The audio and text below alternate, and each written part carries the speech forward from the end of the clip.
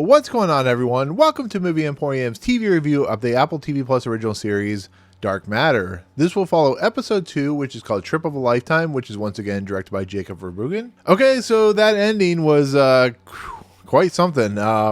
This definitely was a much better episode, as it usually is, hopefully, most of the time. There's a lot more revealed, a lot more than I expected to be revealed, and a lot more kind of mystery still thrown into the mix of what exactly did this guy Jason create. And as far as I can tell, he created some wormhole idea or this wormhole product that allowed him to teleport to another dimension, to an alternate world. And I love the juxtaposition of the two worlds. This could be a thing where there's multi-worlds. I mean, look at the main picture of Dark Matter's multi-universes of just Jason himself. But what I liked about this is the subtle differences, the subtle ideas, the subtle things that we do, the choices that we make, the consequences of those choices, and how they affect one another in the kind of ripple effect in a lot of respects. And what I mean by that is this is an episode where Jason 1, we'll say Jason 1 and Jason 2, because they're the same character but with different ideologies, made a certain choice. This is like in Family Man, the Nicolas Cage movie, where Nicolas Cage in one alternate universe traveled to abroad and became very rich, became a guy who bedded a bunch of women. And then there's the character, Nicolas Cage character, where he has the family man. He had the wife, the kids, and so on and so forth. And that's very similar here, which is kind of surprising because I love Family Man. But he's trying to escape Dawn's character. She's coming after him. She's trying to take him back to the place that he was in the first episode.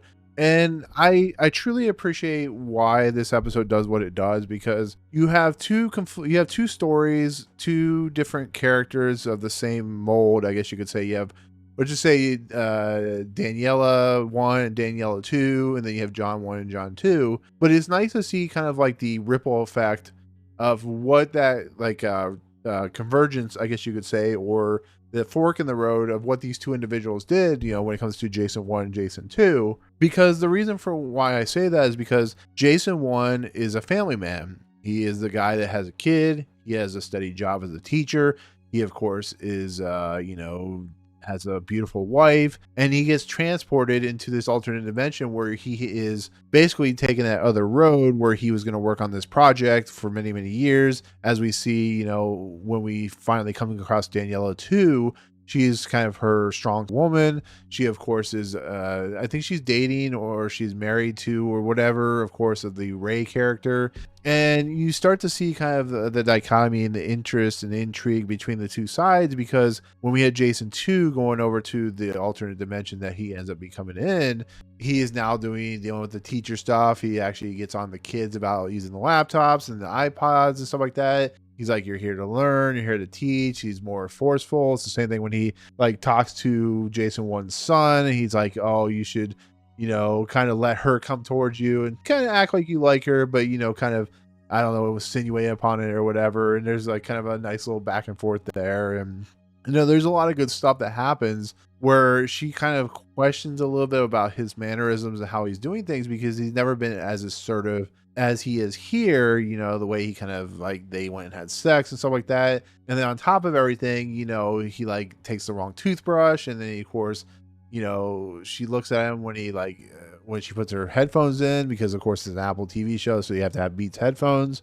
And on top of everything, I think the Jason 1 had a storage unit, so Jason 2 knows about the storage unit, so he goes in there and there's equipment in there and stuff like that. So there's hidden things in this series that Jason 1 has been hiding from Daniela 1, and therefore that kind of is an interesting, intriguing mystery. But Daniela 1 is kind of going day by day as she usually does, and Jason 2 is doing something that could be very malicious, I guess you could say, in a lot of respects. He's already done malicious. He's kind of raped her a little bit. It's really, really weird, but it's most interesting thing to see when Jason 1 is over on the other side. He's being chased after, of course, by Deyo Okeniyi, and of course Alice Braga's character, who is apparently his wife in this universe. It's really interesting kind of dichotomy to see. But the Dawn character is kind of chasing after him, and of course, once Jason 1 meets Daniela 2, they have a discussion, and he brings up the whole idea of basically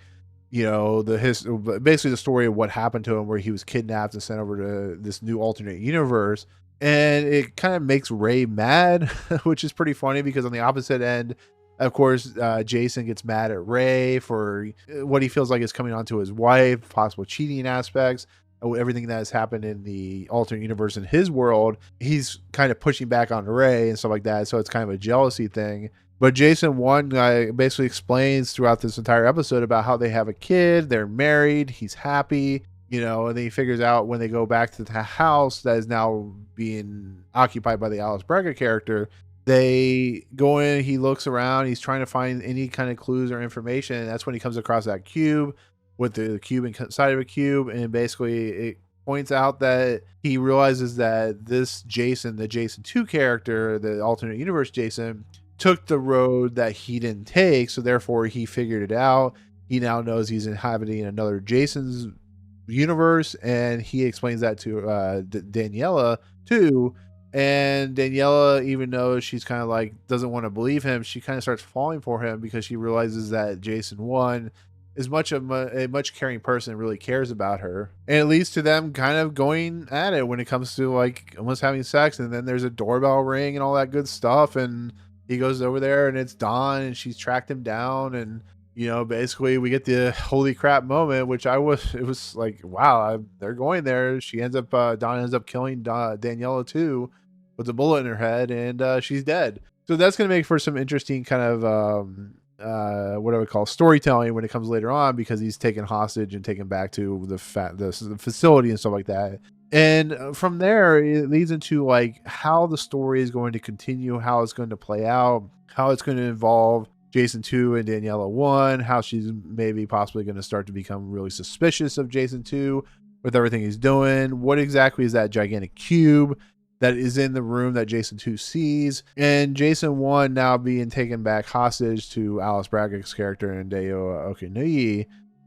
It's going to be interesting to see how they kind of fully develop into maybe believing Jason 1 doing, like, maybe they can kind of figure out that he was in the wrong way and he's in the wrong perspective, and maybe it's not what they think it is. And it's going to be interesting to see how that alternate reality and alternate dimension plays out, and how maybe Jason finds his way back or he dies. I don't necessarily know. Like I said, it's the second episode of 9 episodes, so it gave us, like I said, a lot more than I was expecting. But I was like, I'm still just kind of wondering what is next. Where are they going to take the individual pieces and parts when it comes to the alternate reality device, the ideas of like what his past was like and what is going to happen, what is the ramifications of Daniela 2 being killed. That's kind of where it's going to be an interesting thing to see. So like I said, I haven't seen episode 3 yet. That will come next week when the next episode premieres. But yeah, to kind of conclude, I really love the juxtaposing between the two worlds and how two individuals of the same cloth, like two actual like identical individuals,